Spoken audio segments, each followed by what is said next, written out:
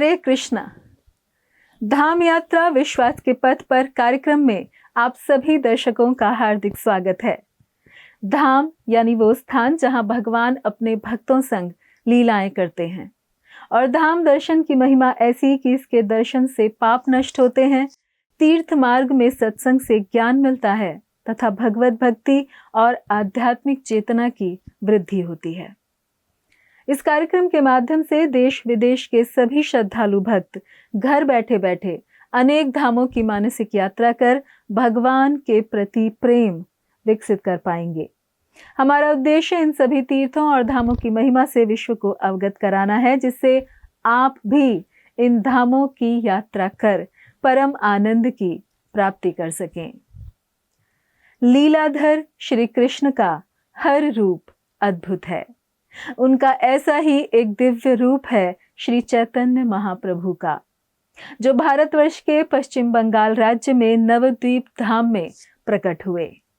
एक ऐसा स्थान जहां गंगा की लहरों में कीर्तन के सुर बहते हों, जिस धरती पर पांव रखते ही भक्ति और प्रेम का अंतर मिट जाए और जहां दसों दिशाओं में हरि नाम संकीर्तन की मंगल ध्वनि सुनाई दे, वही नवद्वीप धाम है। अंतरद्वीप की यात्रा करते हुए पिछली कड़ी में हमने दर्शन किए और जाना बाराकोना घाट व नगरिया घाट के विषय में। इस कड़ी में अंतरद्वीप के अंतर्गत हम जाएंगे गंगानगर, जो गंगा नदी के किनारे स्थित है। भरद्वाज टीला, जहां भरद्वाज मुनि एक उठे हुए टीले पर बैठकर भजन किया करते थे। जयदेव गोस्वामी श्रीपाठ, जहां महाकवि श्रील जयदेव गोस्वामी जी का घर था। श्रीधरांगन, जो वृंदावन के मधुवन से अभिन्न है, जहां श्री कृष्ण बलराम ने अपने सखा ग्वाल मित्रों के साथ लीलाएं की थी। ईशोद्यान, नंदन आचार्य भवन, नंदन आचार्य जी का घर, जहां श्री चैतन्य महाप्रभु और नित्यानंद प्रभु पहली बार मिले थे। आइए कार्यक्रम का आरंभ करते हैं और चलते हैं गंगानगर, जो गंगा नदी के किनारे स्थित है।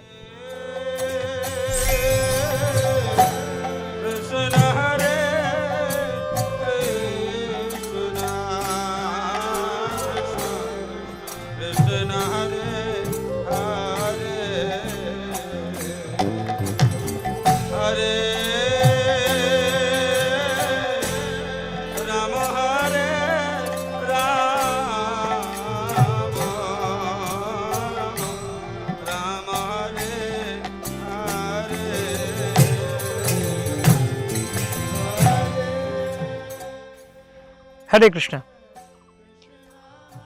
अंतरद्वीप का गंगा घाट सब दर्शन करने के बाद अब हम चलेंगे गंगानगर में। पृथुकुंड का पश्चिम दिशा में गंगानगर है। तो पृथुकुंड हम दर्शन कर चुके हैं पहले, जो चैतन्य मठ और मुरारी गुप्त का घर, मुरारी गुप्त भवन का बीच में जो धान खेती है तो दिखाए थे हम, पृथुकुंड, या फिर अभी इसका नाम है बल्लाल दिघी। इसका पश्चिम दिशा में है गंगानगर। तो हम सुने हैं भागवत से और पुराणों से कि कैसे भगीरथ गंगा मैया को स्वर्गलोक से लेके आए थे इस धरती में, इस मनुष्य लोक में। और भगीरथ सामने चल रहे थे रथ में, पीछे पीछे गंगा मैया उनका पीछा कर रही थी। तो इस स्थान में आने के बाद अचानक भगीरथ देखे कि गंगा मैया और सामने जा नहीं रही है, इस स्थान में रुक गई है।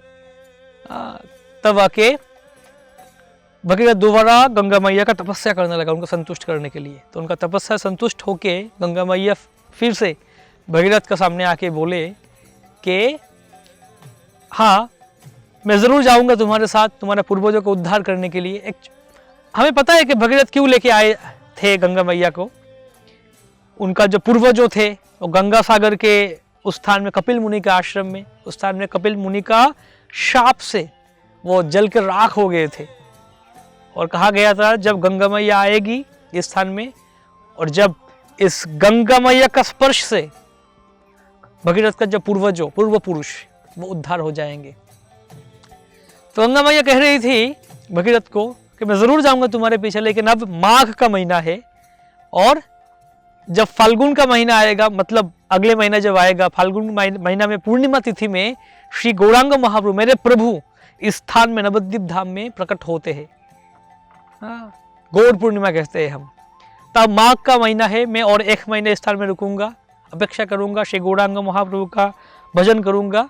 और जब माघ का महीना से बाद फाल्गुन का महीना आएगा, तब मैं इस गौड़ पूर्णिमा का दिन, मतलब फाल्गुन महीना का पूर्णिमा का तिथि तक मैं इस स्थान में रुकूंगा, महाप्रभु का भजन करूंगा और उसके बाद मैं तुम्हारे पीछे जाऊंगा। तो तब से इस स्थान का नाम होने लगा गंगानगर। तो कहा जाता है जो भी इस फाल्गुन महीने में इस पूर्णिमा तिथि में इस स्थान में रहकर व्रत करता है और भगवान श्री गौरांग महाप्रभु का पूजा करते हैं, उसका 1000 पूर्वजों, 1000 पीढ़ियों तक उद्धार हो जाते। जहाँ भी अंत हो, जहाँ भी मृत्यु हो, वो उद्धार होते हैं और भगवत धाम जाते हैं। तो ये है गंगानगर का महिमा। इस स्थान में महाप्रभु का 2 पार्षद, गंगादास पंडित और संजय, उनका घर था। तो गंगादास पंडित महाप्रभु का शिक्षक थे। महाप्रभु जब बचपन में निमाई पंडित थे, वो विद्याभ्यास किया करते थे। तब गंगादास पंडित का टोल में जब पढ़ाई करते थे, ये गंगादास पंडित का टोल मतलब पाठशाला इस स्थान में हुआ करते थे। जब हम भरतदास चिल्ला के सामने से जाएंगे, सामने जाकर एक धान खेती आएगा, धान खेती जैसे उस धान खेत है, अभी कुछ बांस का पेड़ है, पौधे हैं इस स्थान में। लेकिन कहा जाता है इस स्थान में गंगादास पंडित का घर था और सामने ही थोड़ा देर सामने संजय और मुकुंद का घर भी था। तो महाप्रभु जब बाद में खुद टोल या पाठशाला खोले, तब संजय और मुकुंद का घर में महाप्रभु पाठशाला खोले थे, उनका आंगन में वो पढ़ाया करते थे। तो यह है गंगानगर का महिमा। गंगानगर में हम आते हैं गौड़ पूर्णिमा में, और कहा जाता है कोई भी इस स्थान में व्रत करते हैं, दर्शन करते हैं, तो फिर उद्धार लाभ करते हैं। हरे कृष्णा।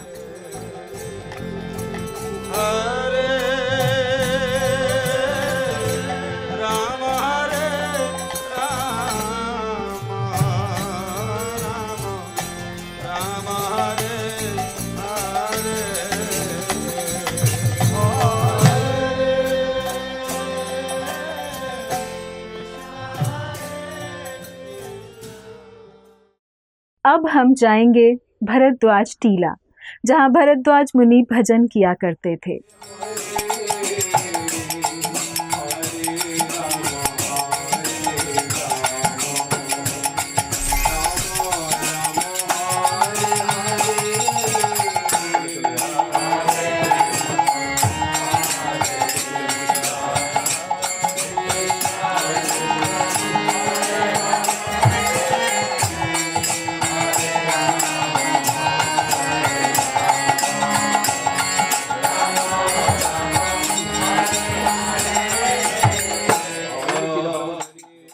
हरे कृष्णा। अंतरद्वीप में और एक स्थान है जिसका नाम है भरद्वाज टीला। गंगानगर के पास ही है और सिर्फ जो घाट था, 5 घाटों के पास भी है। तो खास करके हम जब पंचक्रोश परिक्रमा में जाते हैं, तब हम इस स्थान से गुजरते हैं और भरद्वाज टीला का दर्शन करते हैं। इस स्थान में अभी एक मंदिर जैसे बनाया हुआ है, एक समाधि जैसे बनाया हुआ है। तो अक्सर बहुत ही टाइम ये बंद रहते हैं और इसका जो चाबी, ये ताला रहते हैं, उसका चाबी आसपास पड़ोसी के पास रहते हैं। उसको अगर पूछेंगे तो वो लोग हमें खुल के देते हैं, हम अंदर जा सकते, दर्शन कर सकते हैं। भरद्वाज मुनि का इस टीला में, पहले एक टीला जैसे था, मतलब टीला मतलब एक छोटा सा ढीपी या फिर पर्वत जैसे ऊंचा स्थान। तो अभी एक समाधि जैसे बनाया हुआ है। भरद्वाज मुनि अलग अलग तीर्थ दर्शन करने के बाद इस स्थान में आए थे और तब इस नवद्वीप धाम का सौंदर्य दर्शन किए।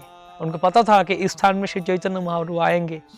तब भरद्वाज मुनि श्री चैतन्य महाप्रभु का भजन करने लगे, ध्यान करने लगे। भज गौरांगो कह गौरांग कहा गौरांगे नाम रे जे जाना गौरांगो बोले से हो प्राण रे। उनका ध्यान में संतुष्ट होकर महाप्रभु उनके सामने आए और दर्शन दिए। तो उनका मन में इच्छा था भरद्वाज मुनि का कि जब महाप्रभु आएंगे, प्रकट लीला करेंगे नवद्वीप धाम में, तब महाप्रभु का लीला दर्शन करना चाहते हैं। तो महाप्रभु बोले तुम्हारी इच्छा पूर्ण होगा, जब मैं आऊंगा और लीला करूंगा इस स्थान में, तब तुम मेरा प्रकट लीला दर्शन कर सकते हो। तो भरद्वाज मुनि का स्थान हम दर्शन करते हैं। करने के बाद हम आगे जाते हैं। हरे कृष्णा। कह गौरांग लह गौरांगे नाम रे जे जान गौरांग बोले से हो याम प्राण रे भज गौरांग कह गौरांग। अब हम जाएंगे महाकवि श्रील जयदेव गोस्वामी जी के घर, जयदेव गोस्वामी श्रीपाठ। हरे कृष्णा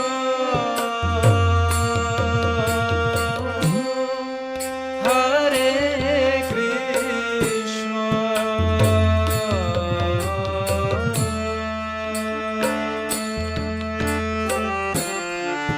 कृष्णा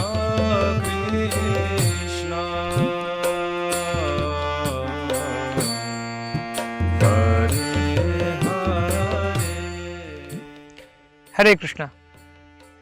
गंगादास पंडित का जो टोल है, गंगादास पंडित का टोल में जाने के पहले गंगानगर के पास ही और एक महत्वपूर्ण स्थान है, वो है जयदेव गोस्वामी जी का श्रीपाठ, उनका घर।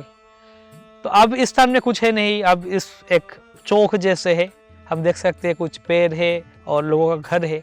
तो कहा जाता है इस स्थान में जहाँ से दो रास्ता चला गया, श्री जयदेव गोस्वामी का घर था, हुआ करता था। तो जयदेव गोस्वामी महाकवि थे और उन्होंने ही दशावतार स्तोत्र का रचना किया, गीत गोविंद का रचना किया और श्री चैतन्य महाप्रभु, गौरांग महाप्रभु स्वयं आके उनको दर्शन दिया। तो पहले इस स्थान में रहा करते थे। तो बाद में क्या हुआ कि जब वो दशावतार स्तोत्र का रचना किए, तो कैसे करके दशावतार स्तोत्र उस समय का जो राजा थे लक्ष्मण सेन, उनके पास पहुंच गया। तो लक्ष्मण सेन जब ये देखे ये दशावतार स्तोत्र, वो पूछने लगे ये कौन लिखे, कौन है इसका कवि, मैं उनसे मिलना चाहता हूँ। तो उनका मंत्री आके बोले ये श्रील जयदेव गोस्वामी ने लिखे, महाकवि। वो कहाँ रहते हैं? वो उस स्थान में रहते हैं, इस गंगानगर के पास। तब एक दिन राजा लक्ष्मण सेन उनका राजवेश छोड़ के एक वैष्णव का वेश में आ गए जयदेव गोस्वामी के पास और उनके प्रणाम किए। तो प्रणाम करते ही जयदेव गोस्वामी समझ गए कि ये राजा है, ये कोई दूसरा कोई इंसान नहीं है, ये छल करके आ रहे हैं मेरे पास। तब राजा उनसे विनती किए कि आप कृपा कर कर हमारे दरबार में आइए और हमारा दरबार का शोभा का बढ़ाइए। लेकिन जयदेव गोस्वामी वो बहुत ही बड़ा भक्त थे और विरक्त थे। तो ये सुनकर जयदेव गोस्वामी ने बोले कि मैं विषय और विषय से दूर रहना चाहता हूँ। तब ये सुनकर लक्ष्मण सेन बोले, राजा लक्ष्मण सेन बोले कि मुझे क्षमा करना, मैं आपके पास छल करके आया हूँ। तब जयदेव गोस्वामी बोले मैं इस स्थान छोड़ के जा रहा हूँ, मैं नीलाचल धाम में चला जाऊँगा। तब ये सुन के लक्ष्मण सेन दोबारा बोले कि कृपया आप ऐसा मत कीजिए, आप कृपया हमारा इस देश को, राज्य को छोड़ के मत जाइए। अगर आप इस स्थान में अच्छा ना लगे तो फिर आप इस स्थान से थोड़ा दूर कोलोद्वीप पे चला जाइए। कोलोद्वीप में चंपाहाटी बहुत सुंदर स्थान है। इस चंपाहाटी में मैं आपके लिए बहुत ही सुंदर एक स्थान निर्माण करके देता हूँ, घर निर्माण करके देता हूँ। उस स्थान में रहिए और भक्ति कीजिए, भजन कीजिए और कविता का रचना कीजिए। और अगर आपका अनुमति हो तो फिर मैं बीच बीच में जाया करूँगा आपका दर्शन करने के लिए, आपसे कृपा लेने के लिए। तो ये सुनकर जयदेव गोस्वामी भी प्रसन्न हुए। वो भी बोले कि मैं आपको विषय ही बोला, लेकिन ये सुन के भी आप कुछ बुरा नहीं माने। आपका ये नम्रता देख के, विनय देख के मैं भी संतुष्ट हूँ आपके ऊपर। ठीक है, मैं चंपाहाटी जाके रहूँगा और आप बीच बीच में आ सकते हैं मेरे पास। तो वैसे उसके बाद जयदेव गोस्वामी गंगानगर से अंतर्द्वीप पे चले गए, कोलोद्वीप में चंपाहाटी में जाके रहने लगे। तो जब आप चंपाहाटी जाएंगे, चंपाहाटी का दर्शन करेंगे, तब हम जयदेव गोस्वामी के बारे में और ज़्यादा श्रवण करेंगे। हरे कृष्णा। हरे राम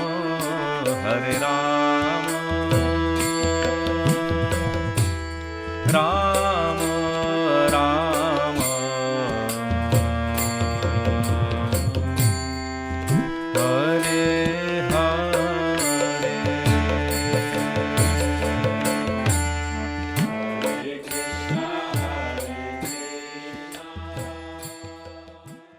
अब आगे बढ़ते हुए हम जाएंगे श्रीधर आंगन, जो वृंदावन के मधुवन से अभिन्न है। चैतन्य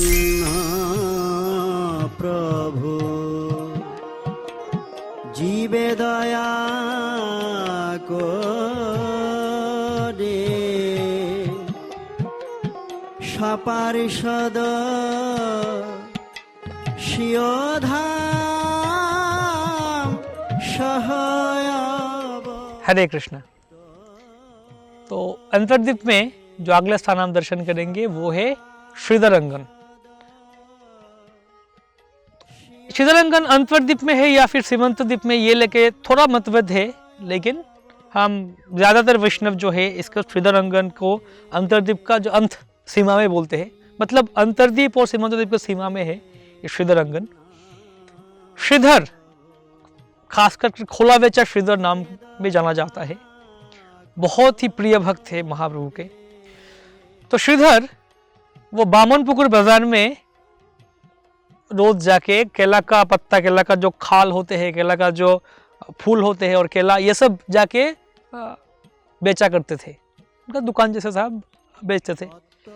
तो वो बहुत ही दरिद्र गरीब ब्राह्मण थे। और श्रीधर उनका व्यापार में, व्यवसाय में एक ही नियम था, वो है कोई बार्गेनिंग नहीं चलेगा, क्योंकि वो एक ही दाम बोलते थे, एक ही कीमत बोलते थे और ज्यादा नहीं बोलते थे। उनका जितना वो था जो असली मूल्य, वही मूल्य बोलते थे। और सबको पता था ये कि श्रीधर लोगों को से वो धोखा नहीं देते हैं, जो एग्जैक्ट जो प्राइस है वो ही बोलते हैं, इसलिए कोई श्रीधर के साथ बार्गेनिंग नहीं करता था। लेकिन महाप्रभु हर रोज जाते थे श्रीधर के पास और जाके बोलते थे कि क्या श्रीधर आज क्या दे रहे हो, क्या बेच रहे हो। श्रीधर बोले ये देखो केला का पत्ता है, केला का फूल है, केला का खाल है, ये सब है। सो क्या कीमत है, क्या भाव है। तो श्रीधर बोलते थे इसका ये भाव है, इसका वो भाव है। तो महाप्रभु बोलते थे तुम क्या इतना ज्यादा बोल रहे हो, ये डाका डाल रहे हो, तुम छल कर रहे हो, इतना भाव क्यों है, कम करो। श्रीधर बोलते थे आपको पता ही है, सबको पता है कि मैं ज्यादा भाव नहीं बोलता हूँ, मैं किसी को धोखा नहीं देता हूँ, आपको लेना है तो लो, नहीं लो। लेकिन महाप्रभु फिर बोलते नहीं मैं तो लेके ही रहूंगा, लेकिन तुम जो भाव बता रहे हो इस भाव में नहीं, और कम भाव में लेके रहूंगा। तो वैसे श्रीधर और महाप्रभु में ऐसे अच्छा मधुर लीला होता था। तो कभी महाप्रभु वो लेके जाते, बोलते मैं लेके जाऊंगा, मैं ब्राह्मण का पुत्र हूँ, तुम्हें तो ऐसा ही देना चाहिए, मुझे दे देना चाहिए फ्री, तुम इतना भाव बता रहे हो मुझे, और तुम क्या कर रहे हो रोज ये सब पैसा लेके गंगा का पूजा करते हो। तो श्रीधर क्या करते था, रोज जितना उनका लाभ होता था, जैसा पैसा कमाता था केला ये सब बेच के, उसका आधा पैसा लेके गंगा पूजा करता था। तो महाप्रभु बोले तुम जो जिस गंगा का पूजा कर रहे हो, मैं उस गंगा का भी स्वामी हूँ, पति हूँ। तो ये सुनकर श्रीधर बोलते हैं विष्णु विष्णु विष्णु विष्णु विष्णु। वो बोले निमाई आप तो ब्राह्मण का पुत्र हो, अब ब्राह्मण का पुत्र हो, और जब लोग बड़ा होते हैं, उम्र बढ़ते हैं, तो उनका बुद्धि आते हैं, ज्ञान आते हैं। लेकिन आप जितना बड़ा हो रहे हो आपका बुद्धि कहाँ जा रहे हैं, ब्राह्मण का पुत्र का ये शोभा नहीं देता, आप ऐसे बोल रहे हो। गंगा मैया आप बोल रहे हो उनका पति हो आप, ये क्या है। महाप्रभु बोलते एक दिन पता चलेगा सब कुछ। तो वैसे रोज वैसे हुआ करता था महाप्रभु और श्रीधर के बीच। तो श्रीधर जो भी बोलते थे, लेकिन फिर भी वो मन में महाप्रभु के प्रति बहुत ही आकर्षण था श्रीधर के। तो जब बाद में महाप्रभु उनका महाप्रकाश लीला दिखाए श्रीवास ठाकुर के घर में, जो हम बता चुके श्रवण किए शिवासंगन में, 7 प्रहर या भाव महाप्रभु का 21 घंटा तक महाप्रभु जो सब अलग अलग भक्तों को उनका अवतार के बारे में दर्शन दे रहे थे। तब महाप्रभु बोले जाओ श्रीधर को बुक करके लेकर आओ। तो श्रीधर कौन है, उस स्थान में जाओ, जाके देखो श्रीधर नाम का एक ब्राह्मण है, श्रीधर बोल के पुकारो, उनको लेके आओ। तो भक्तों सब आए, श्रीधर श्रीधर पुकारे। श्रीधर आके बोले क्या हुआ, मैं ही श्रीधर हूँ। तब भक्त बोले कि महाप्रभु आपको पुकार रहे हैं। तब जब श्रीधर को लेके आए, श्रीधर देखे कि अनंत ब्रह्मांडों के नाथ उस अवतार में महाप्रभु दर्शन दे रहे हैं। तो श्रीधर एकदम दंडवत प्रणाम करके साष्टांग प्रणाम दंडवत किए महाप्रभु के सामने। तो महाप्रभु बोले बोलो श्रीधर तुम्हें क्या चाहिए, क्या तुम्हें ब्रह्मा का पद चाहिए, क्या तुम्हें अमरत्व चाहिए, क्या तुम्हें योग शक्ति चाहिए, क्या चाहिए बताओ, मुक्ति चाहिए, क्या चाहिए बताओ। तो श्रीधर बोले महाप्रभु मैं सादा सीधा ब्राह्मण हूँ, मामूली ब्राह्मण हूँ, क्यों आप मेरा जीवन को इतना जटिल कर रहे हो। बोले क्या चाहिए बताओ। तब श्रीधर बोले कि जिस ब्राह्मण कुमार हर रोज आके मेरा केला और मूल और केला का पत्ता खाल सब कुछ लेके जाता था छीन के मुझसे, और ये लेके बहस करता था मेरे साथ, वो ब्राह्मण कुमार जन्म जन्म तक मेरा प्रभु बनकर रहे और जन्म जन्म तक मेरे साथ ऐसे ही लीला किए, मेरे साथ ऐसे ही सब कुछ छीन के लेके जाए, वही मैं वर चाहता हूँ, आशीर्वाद चाहता हूँ। तो महाप्रभु अत्यंत प्रसन्न हुए उनके ऊपर। तो श्रीधर अंगन वृंदावन का अभिन्न मधुबन है। मधुबन में हम जानते हैं कृष्ण बलराम उनका सखाओं के साथ लीला करते थे, खेला करते थे, खेला कूदा करते थे, अलग अलग लीलाएं करते थे। तो श्रीधर अंगन का स्थान अभिन्न मधुबन है, और श्रीधर ब्रज लीला में कृष्ण बलराम का जो सखा कुसुमासव गोपाल, एक गोपाल थे, तो इनका ऐसा लीला हुआ था।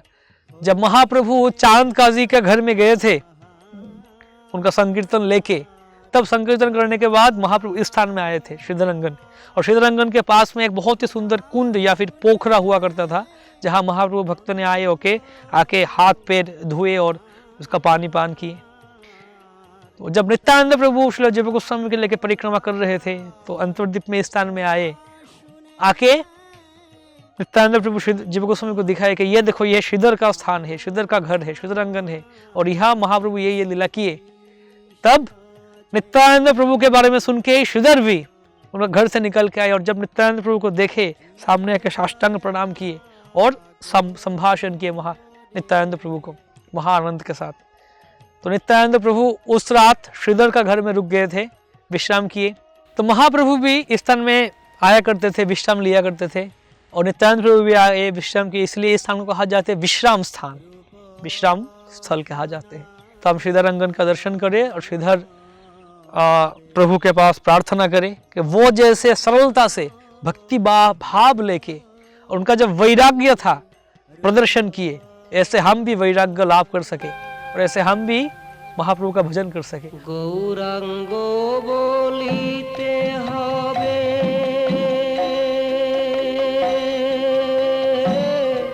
पुलक शरीर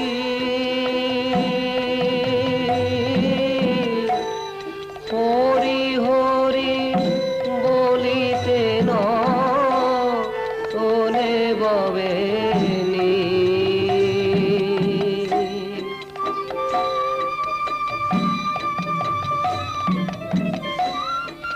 और एक बीच में लीला था महाप्रभु के साथ श्रीधर का।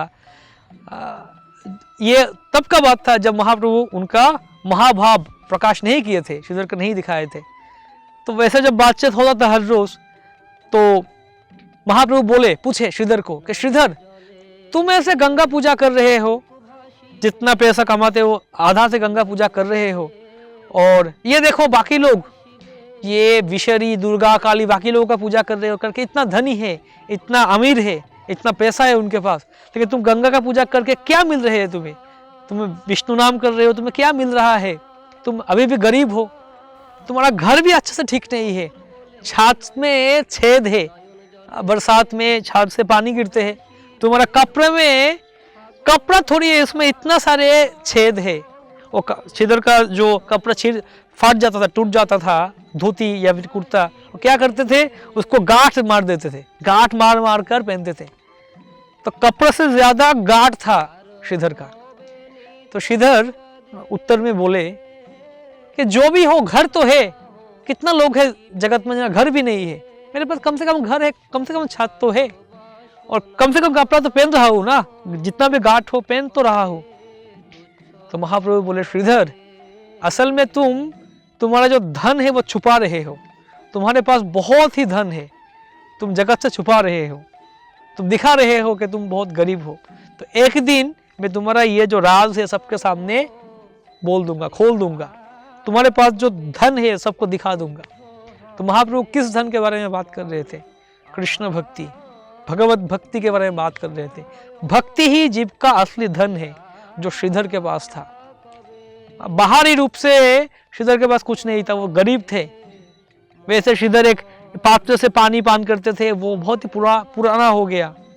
महाप्रभु भी आए, उससे वो छीन के उसमें पान करते थे, महाप्रभु पानी पीते थे।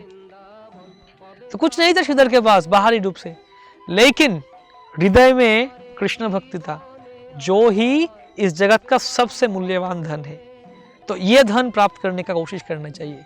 तो हम श्रीधर अंगन में आते हैं, श्रीधर जी का दर्शन करते हैं, महाप्रभु का प्रणाम करते हैं, महाप्रभु का दर्शन करते हैं, प्रार्थना करते हैं, ताकि श्रीधर जैसे हम भी ये जो कृष्ण भक्ति धन, इस धन में धनी हो सके।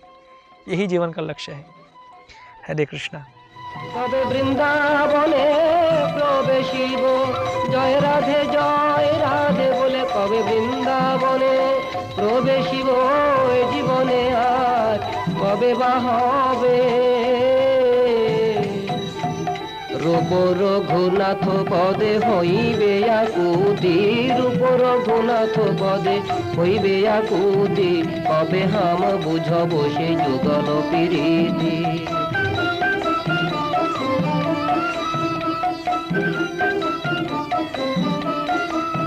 রূপ রঘুনাথ পদে রঘু মোরাস, রূপ রঘুনাথ পদে রঘু মোরাস, প্রার্থনা করয় সদা নরোত্তম দাস।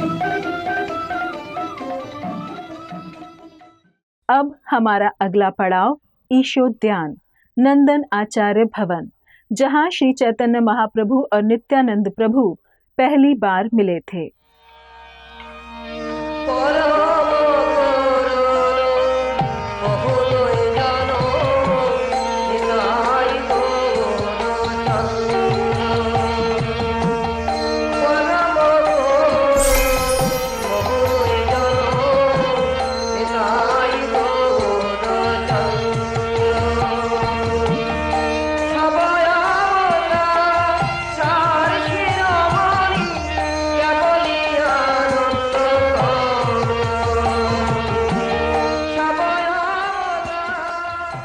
हरे कृष्णा। अंतरदीप का आखिरी स्थान हम दर्शन करेंगे अभी, नंदनाचार्य भवन यानी ईशो उद्यान। तो श्रीधर अंगम था सीमांतद्वीप के पास, अंतरदीप और सीमांतद्वीप का बॉर्डर सीमा में था। अभी उसका उल्टे तरफ, मतलब गोद्रुम द्वीप के पास, गोद्रुम द्वीप के तरफ से साइड से हम देखेंगे, जाएंगे, ये स्थान है नंदनाचार्य भवन। इस स्थान को ईशोद्यान भी कहा जाते हैं। तो श्रील भक्तिविनोद ठाकुर कहते हैं उनका नवद्वीप भाव तरंग में, ये जो ईशोद्यान ने बहुत ही सुंदर उद्यान, ईशो उद्यान, ईशो मतलब ईश्वर भगवान, और उद्यान मतलब बगीचा, गार्डन। तो इस स्थान में बहुत ही सुंदर उद्यान जैसे था, बगीचा जैसे था, कुंज जैसे था, पेड़ पौधा और बहुत ही सुंदर सुंदर जो पशु पक्षी, अलग अलग पुष्प और फल का पेड़ था। और ये स्थान अत्यंत सुंदर मनोरम हवा बहती थी। श्री भक्तिविनोद ठाकुर कहते हैं इस स्थान को दर्शन करके मुझे राधा कुंड का याद आ जाते हैं, और ये स्थान मेरा नित्य निवास स्थल है, भजन स्थान है, भक्तिविनोद ठाकुर कहते हैं। तो इस स्थान में नंदनाचार्य का घर है। नंदनाचार्य श्री चैतन्य महाप्रभु का एक बहुत ही प्रिय पार्षद थे, निकट पार्षद थे। और जब इस्कॉन मंदिर से हम जलंगी घाट की तरफ जाएंगे या फिर हुलर घाट की तरफ जाएंगे तो बीच में आते हैं। तो इस स्थान में बहुत ही सुंदर एक गौड़िया मठ है अभी, और बहुत ही सुंदर विग्रह है भगवान के। नीम काठ के श्री गौरनिताई भगवान है, नरसिंहदेव, राधा विनोद विहारी, गोवर्धन। तो इस मंदिर में, मठ में आते हैं भक्त और हरि कथा सुनते हैं, महाप्रभु का लीला श्रवण करते हैं। तो इस स्थान में बहुत ही सुंदर लीला हुआ था। कहा जाता है ये जो स्थान है नंदनाचार्य भवन, ये महाप्रभु का लीला में हाइडिंग प्लेस है, मतलब छुपने का स्थान। जब नित्यानंद प्रभु महाप्रभु से मिलने आए, महाप्रभु के आविर्भाव अवतरण के पहले नित्यानंद प्रभु का अवतरण हुआ था एकचक्रा में, राढ़ देश बीरभूम एकचक्रा में। और नित्यानंद प्रभु पूरा तीर्थ घूमने लगे, भ्रमण करने लगे, वृंदावन में जाने लगे, वृंदावन में थे। तो जब महाप्रभु का प्रकट हुआ तब नित्यानंद प्रभु वृंदावन से नवद्वीप धाम में आए महाप्रभु से मिलने के लिए, और आके नंदनाचार्य का भवन में, इस स्थान में छुप गए थे। तो अगले दिन महाप्रभु सारे भक्तों को बोले कि कल रात को मैं एक सपना देखा। सपने में देखा कि बहुत ही सुंदर एक व्यक्ति मेरा घर के सामने आए और मुझे पूछ रहे थे कि निमाई पंडित का घर कहाँ है। तो ये जो व्यक्तित्व, ये जो पुरुष थे, इतना सुंदर और आकर्षक थे। उनका नीलांबर वस्त्र था और बहुत ही सुंदर केश था, कुंचित केश, केशर चाचर चिकुर केश था उनका। और दिखने उनका गलदेश में बहुत ही सुंदर मोतियों का माला था। ओ निताय पद कमल कोटि चंद्र सुशीतल जे छायाय जगत जोड़ाय भाई रे जे छायाय जगत जोड़ाय। और वो आए स्थान में और मैं उनका दर्शन किया। नित्यानंद प्रभु, वो महाप्रभु नाम नहीं बताया नित्यानंद प्रभु, महाप्रभु बोले वो एक बहुत ही सुंदर एक व्यक्तित्व आए थे इस स्थान में। तो मुझे लगता है वो आज आएंगे नवद्वीप धाम में, तो वो खास करके हरिदास और श्रीवास ठाकुर को भेजे कि आप जाओ ढूंढ के लेके आओ, देखो कहाँ पे है। तो हरिदास ठाकुर और श्रीवास ठाकुर महाप्रभु का बात सुन के नवद्वीप में जाके घूमने लगे और ढूंढने लगे ये व्यक्तित्व का, कहाँ मिले कहाँ मिले कहाँ मिले। तो शाम को आए, लौट के आके बोले महाप्रभु हम 9 घंटा तक पूरा नवद्वीप एकदम ठान लिया है, नवद्वीप एकदम घर घर तक। वैसे भी भक्त ब्राह्मण अभक्त नास्तिक जो भी है हर किसी का घर में गया, हर किसी घर में जाके हम ढूंढ के आए, लेकिन ऐसे कोई व्यक्तित्व को नहीं मिले जो जैसे आप बोल रहे थे। तो महाप्रभु मुस्कुराए हासे और बोले ये है नित्यानंद प्रभु, इनका तत्व आसानी से नहीं समझ सकते हो, आसानी से नहीं समझ सकते हैं कोई भी। तो महाप्रभु ही नित्यानंद प्रभु को समझा सकते हैं हमारे पास। तो महाप्रभु बोले ठीक है देखते हैं। तो कुछ देर बाद महाप्रभु सब भक्तों को बोले चलो मेरे साथ। तो भक्तों को लेके हरिनाम करते करते महाप्रभु नंदनाचार्य का घर में आए और आके देखे कि नंदनाचार्य का घर में वैसे ही ये व्यक्तित्व जिनके बारे में श्री चैतन्य महाप्रभु बोल रहे थे। और इनको देखते ही हर किसी का मन और नयन चित्त उनका चरण कमल में, उनका सुंदर मुखारविंद में स्थित हो गया, आकर्षित हो गया। तब महाप्रभु और नित्यानंद प्रभु एक दूसरे को देखे और भक्तों ने कीर्तन जब पढ़ने लगे तब नित्यानंद प्रभु उनका दिव्य भाव में आके वो जमीन में, मिट्टी में, भूमि में वो गोलमोल घूमने लगे और दिव्य भाव, अष्टसात्विक विकार भाव वो प्रकाश करने लगे, प्रेम प्रकट करने लगे। तो ये देखकर बाकी सब भक्त उनका भी आश्चर्यचकित हो गए कि इतना प्रेम पहले किसी के प्रति नहीं देखा। प्रभु के जो प्रेम दिखा रहे थे नित्यानंद प्रभु। तो ऐसे इस स्थान में नित्यानंद प्रभु और महाप्रभु का मिलन हुआ। और इस स्थान में अद्वैत आचार्य भी, जब अद्वैत आचार्य भी पहले बार आए नवद्वीप में महाप्रभु से मिलने, महाप्रभु जब महाभाव प्रकाश करे या फिर महाप्रभु जब गया से आने के बाद भक्त रूप में अपने आप को प्रकट किए और सब भक्त जब जान गए कि ये महाप्रभु है, भगवान है। अद्वैत आचार्य शांतिपुर में थे, तब अद्वैत आचार्य आ गए इस स्थान में। तो अद्वैत आचार्य भी आके इस स्थान में पहले छुपे थे कि उनको मन में था देखते महाप्रभु मुझे पहचानते या नहीं, मुझे बुलाते या नहीं। तो महाप्रभु वैसे ही भक्तों को लेके आए इस स्थान में, आके अद्वैत आचार्य से मिले। और एक बार महाप्रभु खुद स्वयं, कोई एक लीला था, महाप्रभु के ऐसे लीला कर रहे थे और महाप्रभु भक्तों से छुपने का इरादा किए कि मैं भी छुप जाता हूँ। तो महाप्रभु आके इस स्थान में छुप गए थे और सभी भक्तों महाप्रभु को ढूंढ रहे थे अलग अलग जगह में, पूरा नवद्वीप एकदम ढूंढ लिए, नहीं मिले। लेकिन बाद में आके देखे महाप्रभु नंदनाचार्य का घर में है। तो इसलिए ये बहुत ही सुंदर स्थान है, महत्वपूर्ण स्थान है, जिस स्थान में महाप्रभु नित्यानंद प्रभु अद्वैत आचार्य आके छुप जाते थे। इस स्थान में हम आते हैं, दर्शन करते हैं। नंदनाचार्य भवन ईशोद्यान अंतर्द्वीप का अत्यंत महत्वपूर्ण गूढ़ रहस्यपूर्ण स्थान है। हरे कृष्ण हरे कृष्ण कृष्ण कृष्ण हरे हरे, हरे राम राम राम हरे ऐसे हम अंतर्दीप का जो दर्शन संपन्न किए सफलता के साथ महाप्रभु का कृपा से और उनका भक्तों का कृपा से अलग अलग स्थान का दर्शन किए। तो अंतर्दीप नवदा भक्ति में आत्मनिवेदन का प्रतिनिधित्व करता है।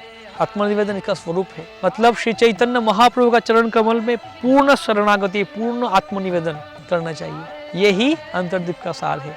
तो हम अंतर्दीप दर्शन करने के बाद जाएंगे सीमंतद्वीप में। तो हमारे साथ जुड़े रहिए, हम सीमंतद्वीप दर्शन करेंगे।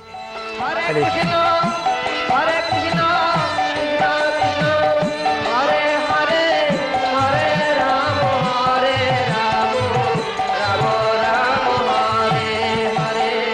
हरे कृष्णा हरे कृष्णा कृष्णा कृष्णा हरे।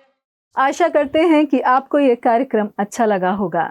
इस कड़ी में अंतर्द्वीप के अंतर्गत हमने दर्शन किए गंगानगर, भरद्वाज टीला, जयदेव गोस्वामी श्रीपाठ, श्रीधर आंगन, ईशोद्यान, नंदन आचार्य भवन के। अगली कड़ी में नवद्वीप के 9 द्वीपों की यात्रा करते हुए हम जाएंगे सीमंत द्वीप, जो नवधा भक्ति में श्रवणम के समान है। और उस कड़ी में हम दर्शन करेंगे और जानेंगे सीमंत द्वीप का महत्व और जाएंगे चांद काजी की समाधि पर। चांद काजी जिन्हें श्री गौरांग महाप्रभु ने कृष्ण प्रेम रूपी गहना देकर उनका उद्धार किया था। तो आपको धाम यात्रा कार्यक्रम कैसा लगा? अपने सुझाव और प्रतिक्रिया हमसे साझा करें व साथ ही यह भी बताएं कि इस कार्यक्रम में आप और कौन से धामों का दर्शन करना चाहेंगे। धन्यवाद। हरे कृष्णा।